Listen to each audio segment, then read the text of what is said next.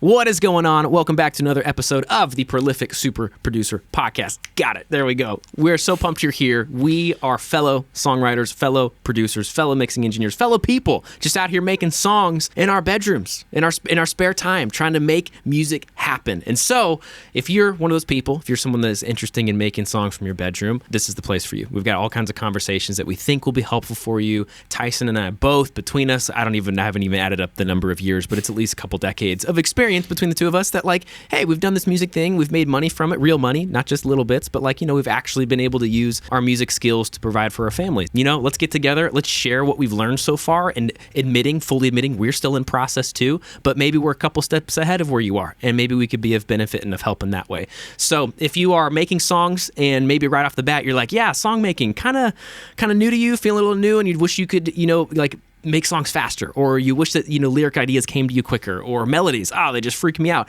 If any of that sounds something that you're dealing with, I put together a free guide I want to give to you right off the bat. We're talking about outsourcing today. We're talking about understanding the different parts of the song making process. I encourage you to take a stab at it yourself first, because as we're going to get into this conversation, self-awareness is key in all of this, as it is in everything, but especially when it comes to outsourcing and parts of the process. I'd encourage you to take a shot at trying to do everything yourself if you're a song maker making stuff from at home. So if you would like to get that guide, it's at finishsongsguide.com. Again, completely free. It's just like a workflow. It's 5 steps. Try it out. I think it will be helpful. I think it'll be a benefit to you. Okay, let's jump into this episode. So we're talking about outsourcing parts of the music production process. And to be clear, this podcast is called the Prolific Super Producer Podcast. And we define super producer as kind of it's a term that's not really used that much nowadays, but a super producer is someone who really wears all the hats. This just means they have the ability, the skill, the capability to really take a song from nothing all the way to distribution. That means they handle everything. They're writing it, they could record it, they can engineer it, they can mix it, they can produce it, they can master it. They have the skills to really create a song from scratch and handle all the parts of the process. But here's the thing, a super producer is becoming more common, I think, nowadays. Maybe it's not that term, it's like a bedroom producer or something like that, where you can make a song by yourself in your bedroom and put it out there. But actually in the traditional music industry, an artist is just playing the artist role. They're writing, they're singing, they're recording, right? That's why if I've signed contracts before where the thing I'm signing says recording artist. It's that's my role, that's my job, right? But this is typically, outsourcing is actually a very big conversation. It's totally normal to have an artist and to have a producer and to have an engineer and then to have a mastering engineer to send the stuff to. And the idea behind it, what is outsourcing? Well, you get more filters. You get people who are at their best on that particular topic. They wear their hat really well. And so the idea is from beginning to end, you're going to get the best song possible because you have people doing the skill that they have at the best that they can to create a great product. So you're writing an awesome song. All you have to worry about is writing lyrics, writing melody, recording it, performing it well.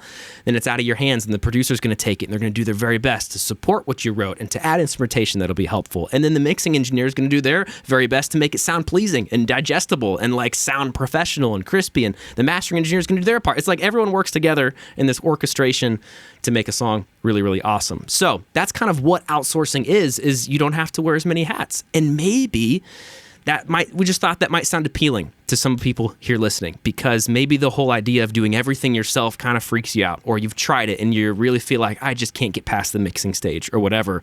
And we just wanted to have an episode to free you. You don't have to hold on to being a prolific super producer and just commit to that for the sake of you think you should, when maybe, as we're going to talk about, there's some ways to quickly find out if, I'm really strong at this part. Maybe I could outsource and I could connect with other people who are really good at these other parts, and then we can complement each other for the sake of a good song, So that's kind of what outsourcing is. And let's shift a little bit, Tyson. Why would someone do this? What's the real value of outsourcing on just a practical level? A lot of people will lean away from outsourcing because, you have to spend money to do this. However, I think a good way of putting it is what the true value of outsourcing is that you can buy your time back. That's how I always think about it. So if I was going to produce a song, I'm going to be a super producer for my own song. I'm going to write it, I'm going to record it, I'm going to edit it, I'm going to mix it, I'm going to master it, I'm going to distribute it all by myself. It might take me 40 hours to do all of those, combined activities versus if I don't have to mix it. say I buy 4 hours of my time back because I'm not mixing it. All of a sudden, now I'm down to like 36 hours of the process. Maybe I have somebody else edit it too. So maybe that's another 30 hours or something that I now have to spend on this project.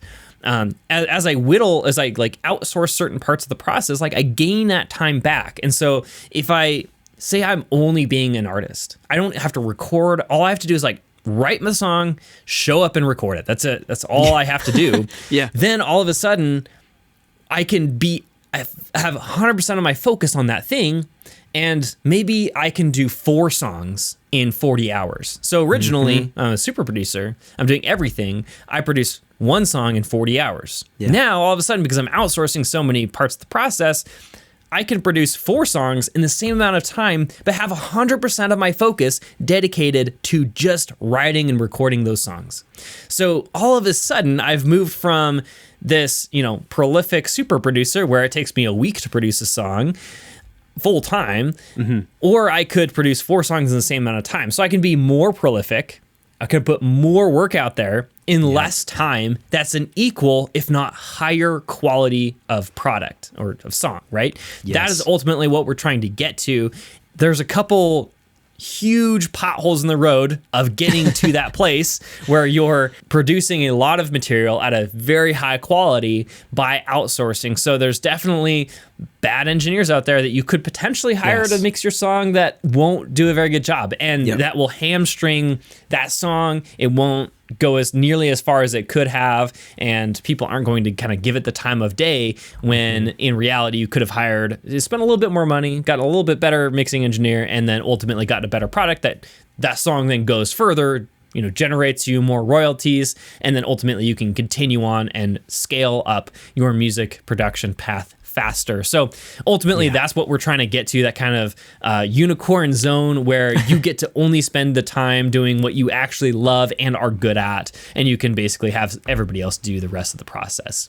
That's it. That is the goal here. And so the rest of this episode is going to be trying to talk about how to get there, avoiding those pitfalls and those potholes inside of the road, and also the boulders that you're just going to high center on your little Toyota Prius or whatever you're driving. And there's some boulders. Let's be clear. Oh my goodness, there are some boulders.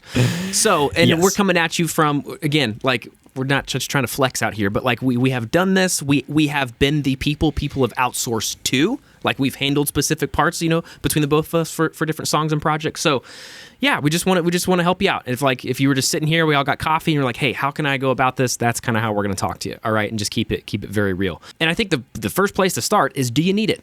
Do you need to outsource? And right before we get into that, I would love to say, if the only way to know is if you've tried to do it all yourself.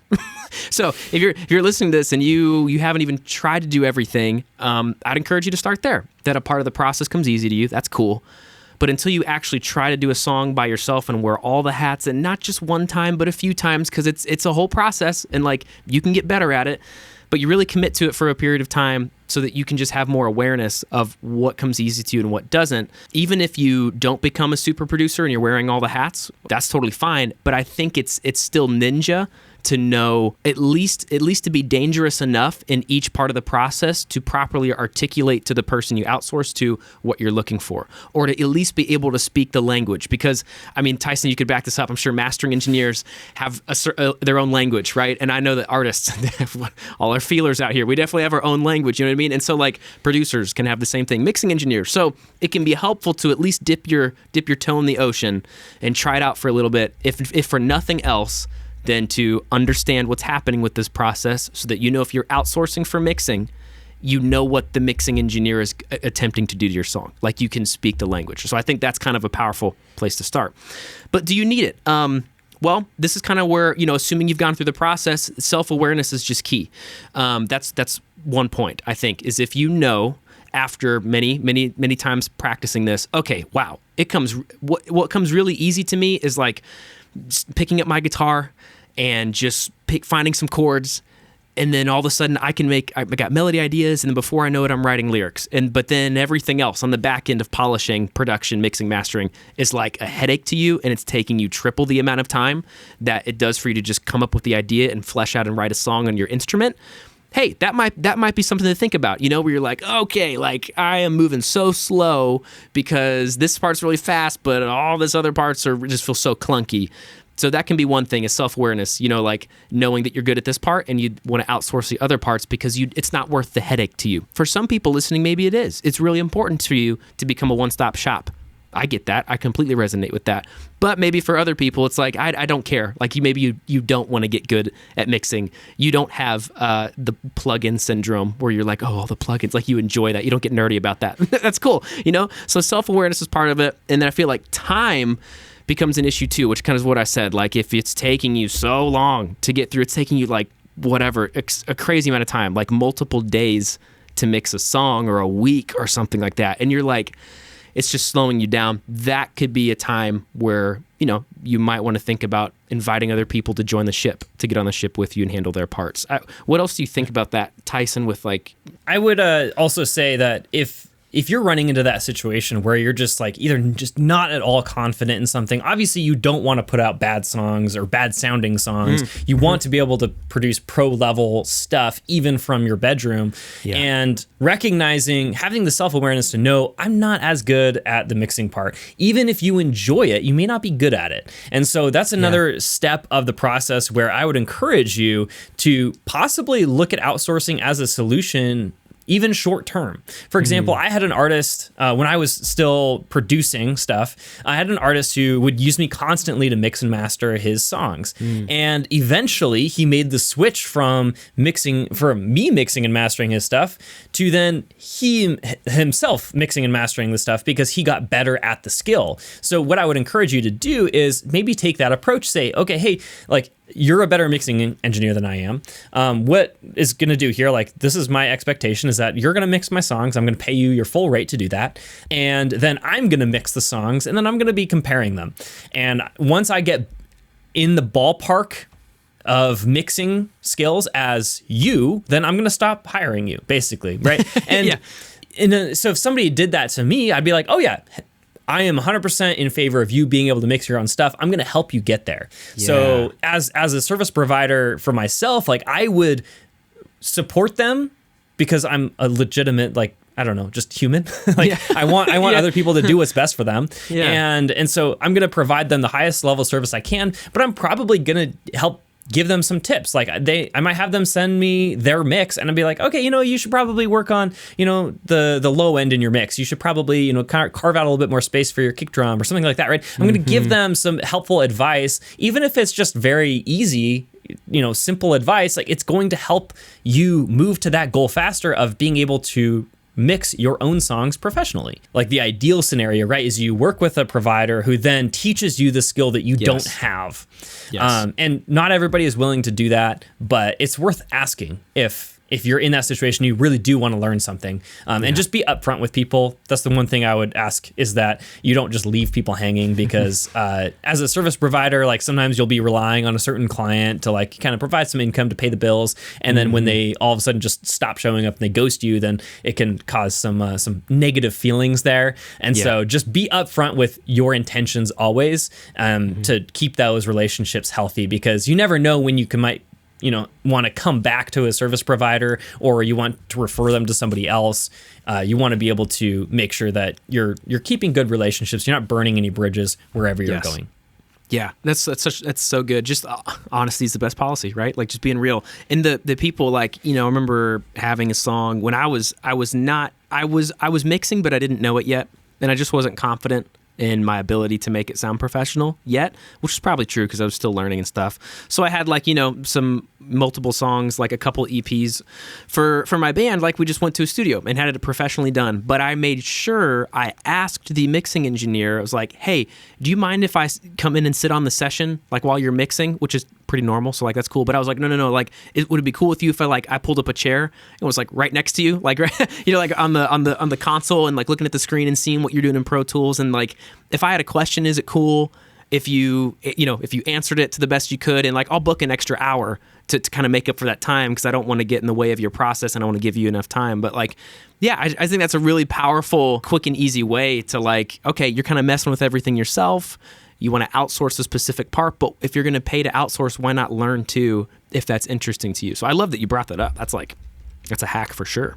And most people are cool with it, right? If you're honest with them of like exactly what you're trying to do, most people are good with it. I've had multiple producers and friends who, their clients have asked them that same exact question, and they're all good with it. So it's not an unusual request either. So just be aware of that, and don't be afraid to ask what was actually good for you. Because sometimes I find myself, like when I'm talking to a service provider, because I outsource stuff too in my own music, and when I'm doing that, I sometimes have the feeling, I'm like, I just want to like make them happy, and so I want to like do whatever I can to like cater to whatever their normal process is or whatever, and then I end up not getting the result that I wanted because I didn't actually tell them what I actually wanted with the project. And so I've run into that multiple times. Like I'm now aware of that.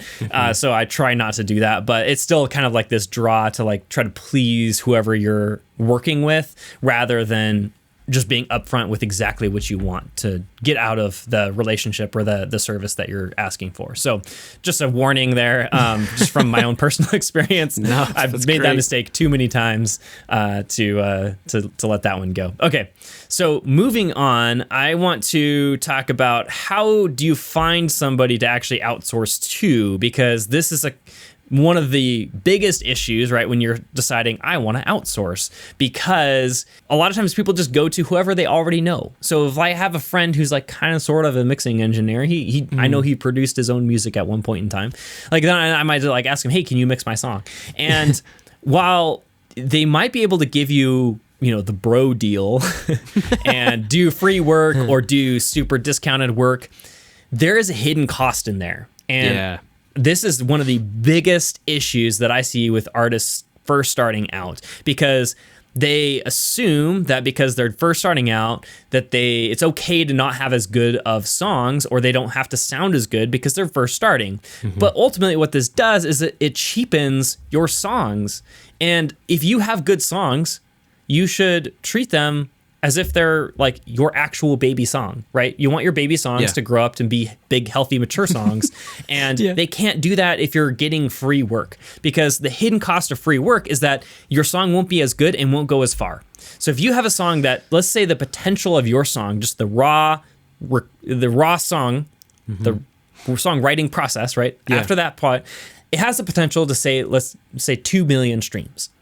But then after the recording process, you don't get, stellar recordings, and you don't really know what you're doing. So they're okay, but they're not good. So maybe that brings down the potential of that song from 2 million streams to 1 million streams, right? It's cut in half just by having like not great recordings.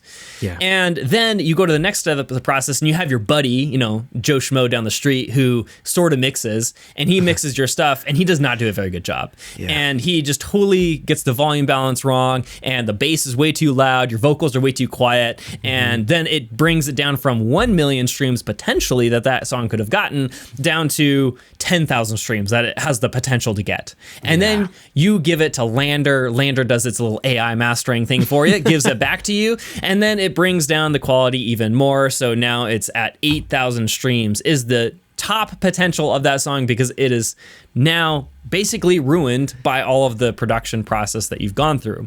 So this is the hidden cost of free work. Even though you didn't pay more than $30 to get the whole thing produced, you've now cost yourself, let's see, 1,992,000 streams. There we go. Woo! So you've cost yourself basically 2 million streams by going cheap with the recording process.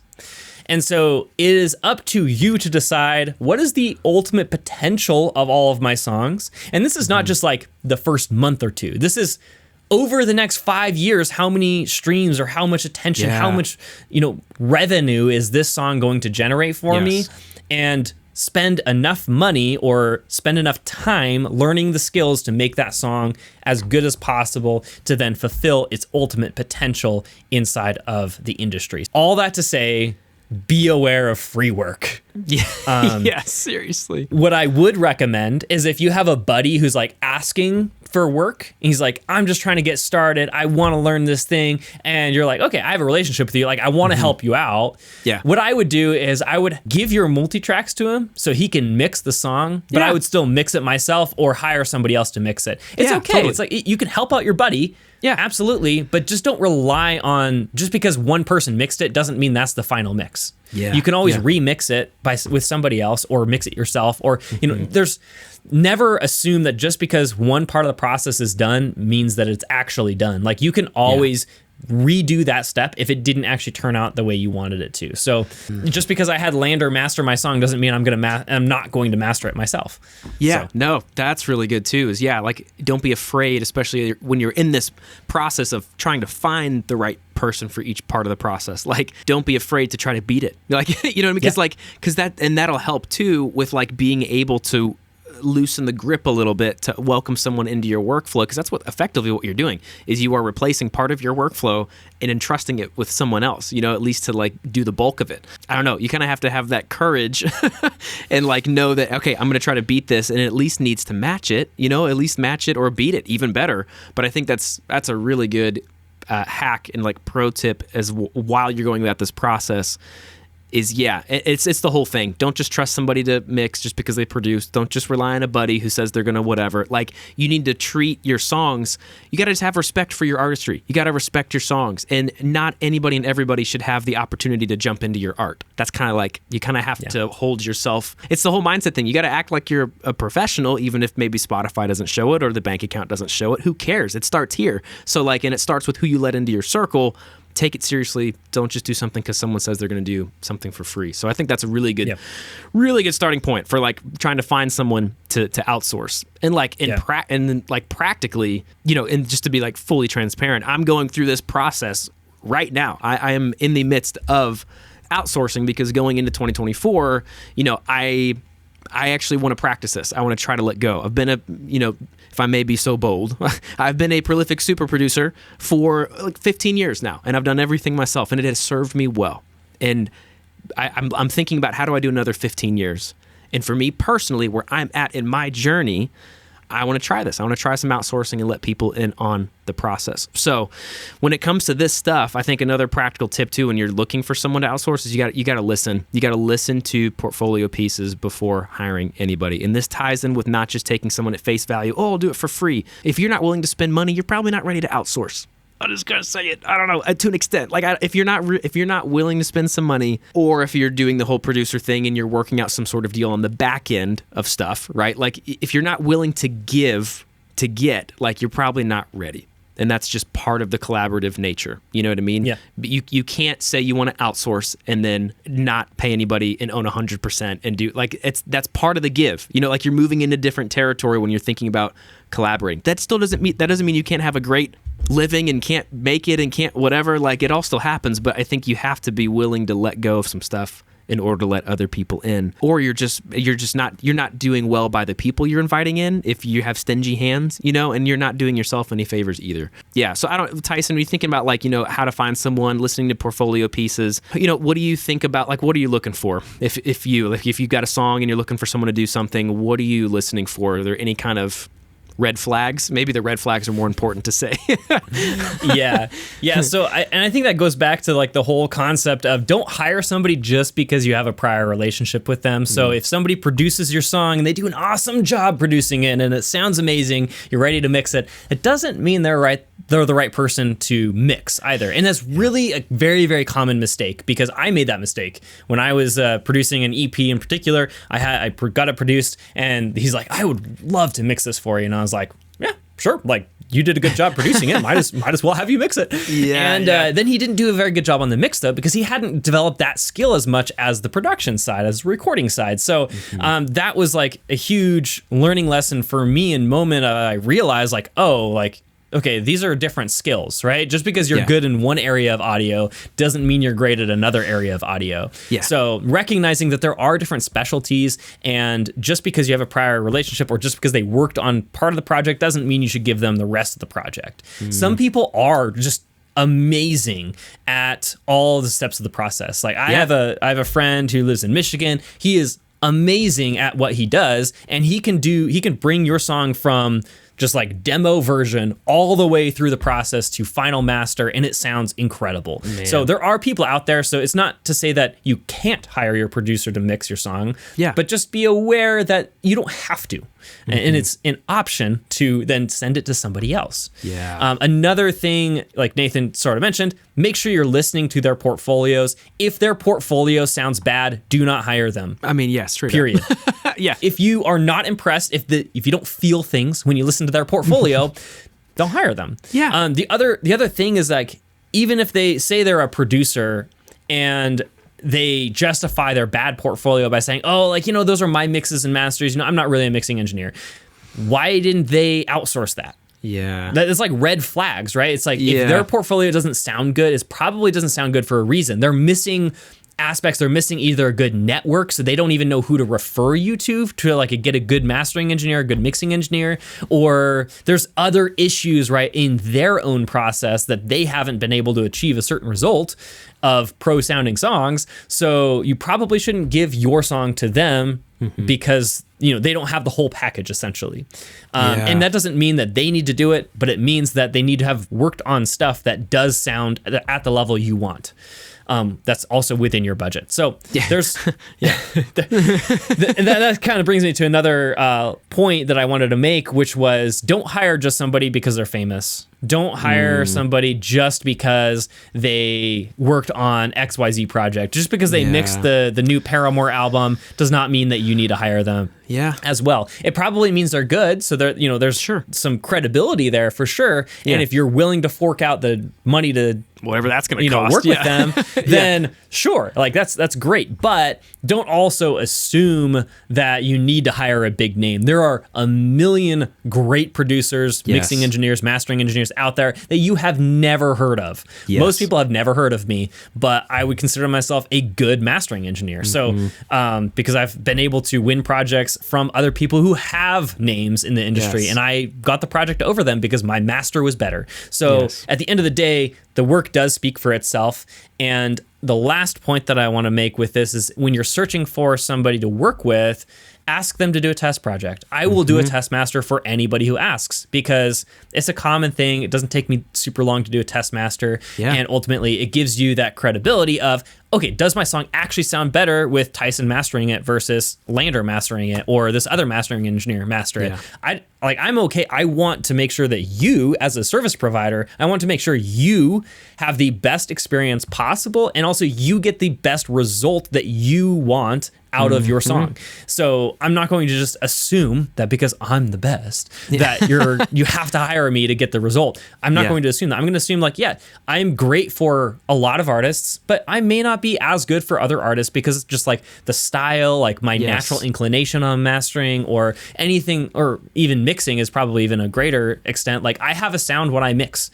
And if you don't like my particular sound or my particular vibe of my mixes, then you shouldn't hire me. Like my mixes tend to be slightly more aggressive because I come from this like, rock punk world. Let's go. My mixes tend to sound like punk rock mixes. And so if you don't like punk rock mixes, then you shouldn't hire me for mixing. Don't send it. So there's a lot of factors here, but at the end of the day, find somebody whose portfolio speaks to you and is at a high quality of, if this were my song, I would be happy with it. That's the level of quality and assurance that you should have before moving into a project. I love that. And just to riff off that real quick before we keep going, because I've just completed this process like as of weeks ago. So it's very in my memory. It's easy to call on. Something that I was doing when I was looking at people's portfolios was I was trying to spot out the intangible things because like obviously I care about the sound. Like, does it sound good? Does the quality good? Like, all that kind of stuff. Does it resonate with me? Like, does it sound similar to stuff that I was replicating on my own? Like, all that stuff I think is really important. But it was also important to me of just like things like character and like work ethic, and like passion and stuff like that. And I don't think you can fully get a feel for that on somebody that you're considering outsourcing to unless you're in communication. And like Tyson said, a great example of, a lot of people, if they're worth their salt, are going to give you tests. They're going to collaborate. They're going to be willing to do stuff where there's no strings attached just to put their best foot forward, But I also think that a quick way to tell, I was looking at portfolios and I was seeing track counts. I was looking at their Instagram and seeing stories, highlights they have on there of all the different sessions that they've been creating a beat or something like that, or even just their own personal Spotify, and they have a playlist of tracks they've mixed, and if that tracks they've mixed or something. Like, for me, it was important to see a deep volume of work, because to me, that's all mostly good. Not a lot of stuff that doesn't sound good. So again, assuming all those other things are in place we talked about, if there's a deep catalog, even if it's not that known, that doesn't negate the hard work that went into that. You know what I mean? So to me, that was something I was looking for intentionally, was how hard are these people working? Because that's important to me, because I work hard. I work hard on my stuff. I like getting after it in a recent years, getting healthier at it. But getting after it, and I want to make sure that I'm outsourcing to like-minded people, to like-hearted people, not just the tactical skills, the things they can do with their hands and their ears. I kind of care about what's going on between the ears, like what's going on inside too. So I think that's a great way to gauge that. Is to look at a catalog, but then also you have to get in conversation. Like Tyson said, you have got to reach out. You've got to hit him on an Instagram DM or whatever. And that's what I did, is just reach out and just start a conversation and not be so ego driven. And I mean, Tyson, we were talking about this, right? Maybe you can riff on this a little bit. We were like, the most annoying thing would be to reach out and be like, yo, you want to blow up next year? These artists coming in with just massive egos and just being like, yo, I'm gonna blow you up, whatever. It can't be that. It's gotta be same level, fellow artist, fellow creative to fellow creative. Hey, I heard your stuff. This is how I was reaching out. Hey, I heard your stuff, and I'm being honest. I'm not making anything up. Hey, I heard your stuff. This set of music that you did, your production, it actually moved me. I'd never come up with this many melodies or lyric ideas before with someone else's stuff. How long have you been creating music? It's just a conversation. It's rapport. I'm just getting to know somebody. I'm not like, oh, your music, it moved me so much. Hey, let's work. It's, hey, who are you? How long have you been doing this stuff? What's your favorite DAW to work in? And that's the kind of thing I'm talking about, is reaching out, starting a conversation, and then naturally, if I think it will move into a test run. And a test run can look a lot of different ways, and just a tactical thing, because I think most people would probably start outsourcing something like mixing, potentially, if you're kind of a bedroom producer. I think that's a really good way to get your foot in the door, is trust someone to mix what you've already created, And the way that I would do that is I sent stems of one of my favorite songs ever, a song that I was most proud of mixing, the song I was most proud of mixing. I was most proud of how it sounded. I sent the raw stems of that without a reference track, no reference track. He just got the raw stems. And what he sent back just about matched what I did. We had the same instincts, from down to the reverb, to the drums, to whatever. And that's where I was like, oh, okay, that's cool. You know what I mean? That shows a lot. And so you can get kind of tactical with how you go about auditioning people, for lack of a better word. But it's absolutely possible. And like Tyson said, it's absolutely possible to, I would encourage you, don't even reach for people who have massive credits. I don't know. I just think it's cool to link up with someone who's crushing it, and they're not known, but they've got the skills, and you can hear it there. Or even if they're not super polished, you can hear they've got the thing. That's a cool person to link up with and just start rocking with, and build a relationship together and build a catalog together, I think, because then you started together and there's a relationship there. And I just kind of care more about the relationship than I do necessarily what's happening with the music and stuff, because I'm just already assuming all that stuff's in place. Yeah, you sound good, you got the skills, blah, blah, blah. But I like building a relationship too. So that was kind of a lot, but that was my kind of 2 cents there, Tyson. I don't know if there's anything. So I think that kind of leads into another point that I wanted to make, which was how to approach these people, which is obviously just be a real human, be conversational, be relational, put the relationship first initially, because one of the worst things for a project, especially for the earlier stages of the project, is working with somebody you don't like, or working with somebody that just doesn't vibe with you. If you have a different vibe than that person, it's intangible. And I'm very much a data-driven person, and so I don't really lean into the vibe was just so perfect. The vibe was right. I'm just not that type of person. But there is that intangible that is super important, especially earlier on in the process. So I would say the later in the process you get, so mixing, mastering is much more technical and objective than songwriting. Yeah. And so songwriting is more vibe based. Mastering is not very vibe based. So kind of recognize that also the more intimate the stage of the process, the more relationship I would try to build with that person. So if I'm going to write a song with somebody, I want to build a more significant relationship than somebody I send a master to. Because like if I send my mix to get mastered, I don't really care. Honestly, I don't need a relationship with them. It's great if I do, but I don't need that. I want to be able to contact them. But the other thing I wanted to mention was a couple of red flags just from the service provider perspective. So things that you should not do. Yes, please. There's an excellent podcast episode that was done by the Six Figure Home Studio podcast. So I don't know what the title of the episode is, but they go through and they talk about red flags, like as artists, like red flags as providers. And one of the top ones that I remember that stuck out in my mind was there was a mastering engineer on the podcast. His name was Chris Graham. And he was talking about email addresses, like red flags when it comes to email addresses, because as a mastering engineer, that's mostly what I'm getting. Like I have a form on my website and I see their email address and a message of like, whatever they're trying to do with their project. And the interesting part is like there are some commonalities of people that generally turn out to be not the best clients. And so I want you to do a little bit of self-reflection, quiet your ego for a minute, and think about, is this you? Okay.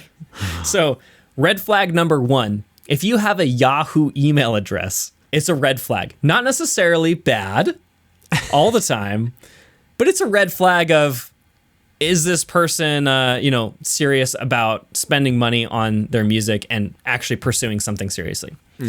Just a commonality I've tracked. Not everybody with a Yahoo email address is, not a legitimate artist, but there does seem to be commonality there. Another one is anything that has like king, prince, queen, anything that is ego based. In the email? Huge red flag.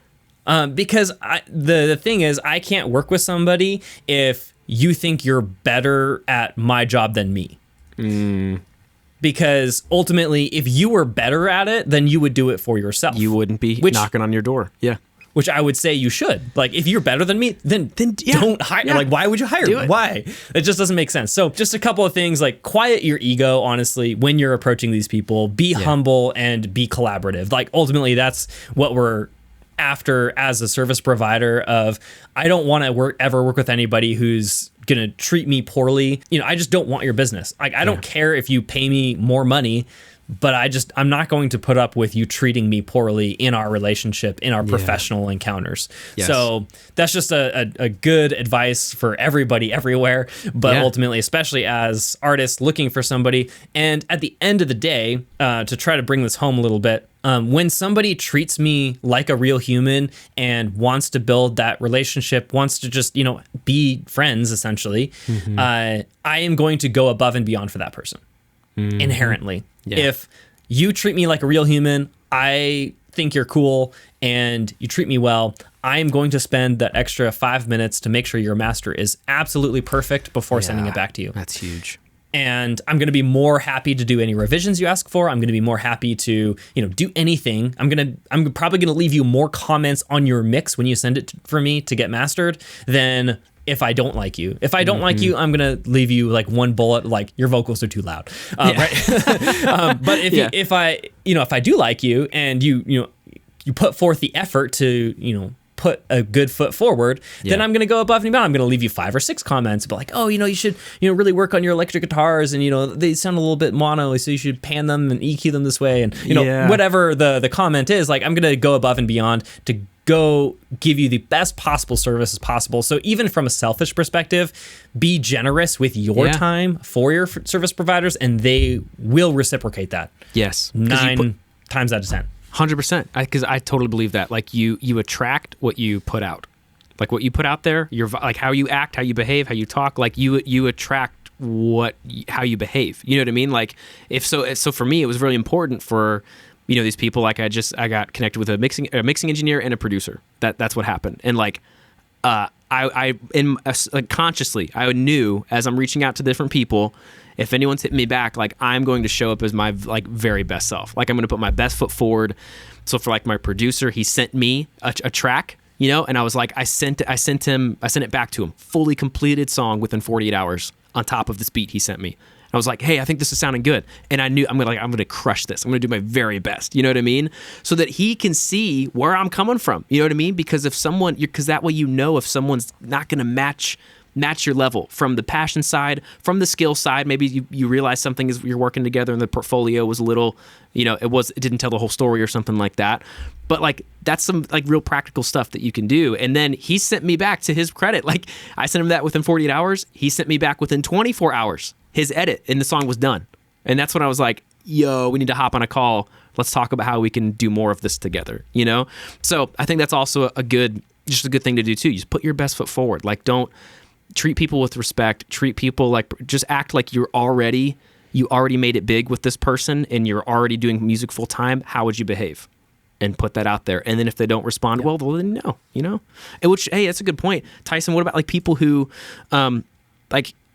people who in the process of auditioning and trying things out, you realize, it's like, maybe not. I don't want to do a lot. I don't want to work with you anymore. This isn't it. Like, how do you gracefully say no? Okay, I'm going to tell a story real quick. Let's go.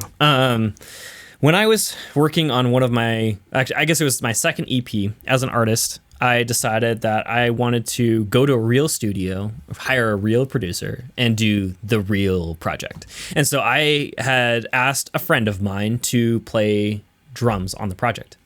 And so I had met with him once. We went through the songs, and I was like, okay, I kind of want this vibe on this song, this vibe on this song, you know, blah, blah, blah. And then the day of the recording came to be, and I showed up to the studio with my drummer, had him set up his drum set in the room. Everything, all the mics got set up. You know, we were getting tones. Everything sounded great. And then we're like, okay, are you ready? And then we hit record, and it became very obvious very quickly that he had not learned the songs. Oh. He did not know what he was going to do for each song. He didn't understand all of the song structures, and it took 3 times longer to get the drum tracks than we originally anticipated. So, wow. And in the end, like, we did come up with some good, like, he was a good drummer. So like we were able to kind of work with it and get it to where it needed to be. But a couple things is that, one, I didn't ask him if he had ever recorded before, because that's just one thing that you should probably be aware of, like where they're at. It doesn't mean that you shouldn't use them, but you should just be aware of like, you know, if you haven't ever recorded before, there's a learning curve there that you need to deal with. So that's one thing. And then the second thing is, I never told him that I was unhappy with his performance, ever.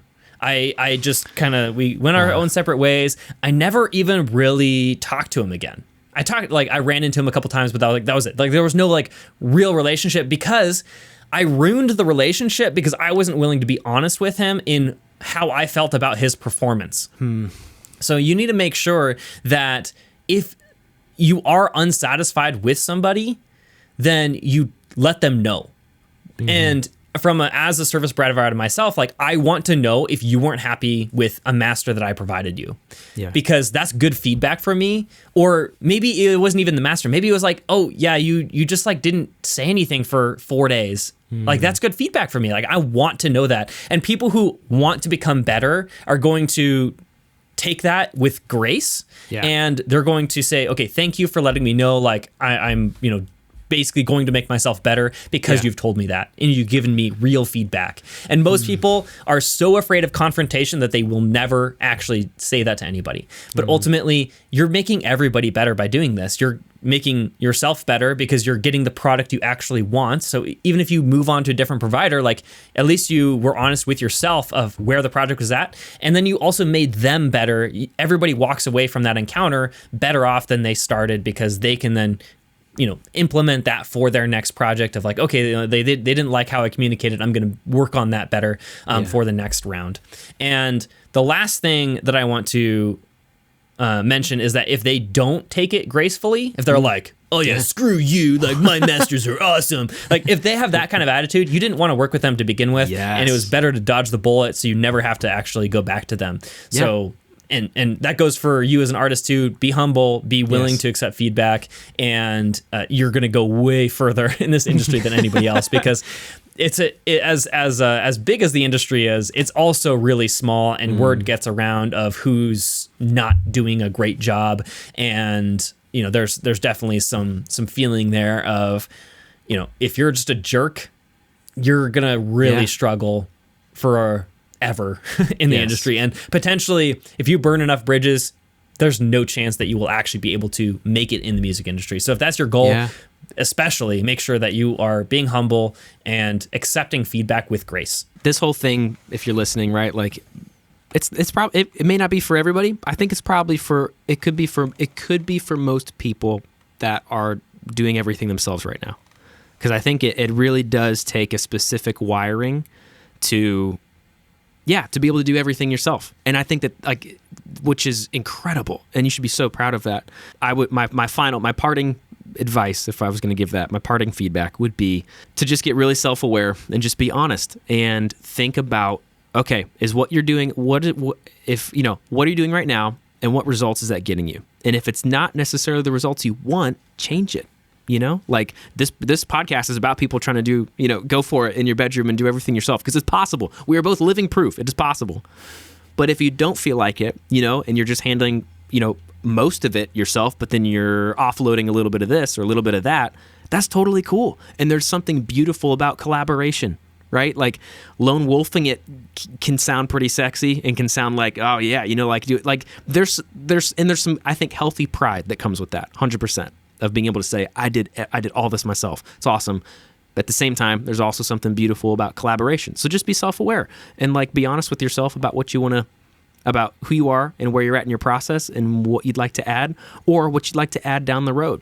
There's no extremes here. Like you can dip your toe. You can just try mastering. Like if you're doing mastering, if you're doing it yourself, hey, you do everything so it sounds the way you want, and then you let someone else handle the last little bit, and then you could slowly practice. So 100%. The very last thing that I want to leave you with, wrapping this up, is that I have a free guide for you if you are struggling with the promotional side specifically. So if you are outsourcing things, right? You have a great song. Oftentimes, one of the most neglected parts of the process is the release, the promotion, the strategy, how to release songs well. Mm-hmm. And so I want to give you a free guide that's going to help you and get that initial traction in your industry. It's really focused on content and songwriting, because ultimately our content and what we're putting out there in the world as artists is our song. Our song needs to be the front and center of the thing that is attracting people towards us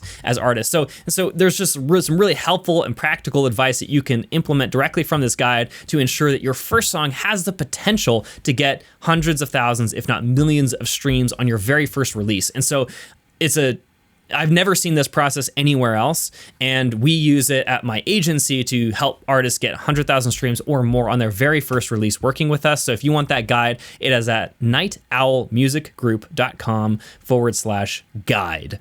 It is nightowlmusicgroup.com/guide. And you can get that guide to help you release your very first project or your very next project the right way and make sure that it's actually really, really good before you even spend money producing it or outsourcing it. So it's going to save you a ton of money. It's going to give you way better results and ultimately guide you to a place where you're going to have that initial win inside of the industry. Thanks for listening to this episode. If you wouldn't mind, if anything in this episode sparked an idea of I want to hear more about this, or I want to hear how you do X, Y, Z, let us know in a review. Go ahead, leave us a review and let us know, what do you want to hear about? We want feedback so that we can make episodes that are actually directly off of what you are struggling with and what your problems are, so that we can help you move past, solve that, and ultimately build your dream career in music, whatever that looks like. All right. Thanks again for listening and watching, and we will see you in the next one.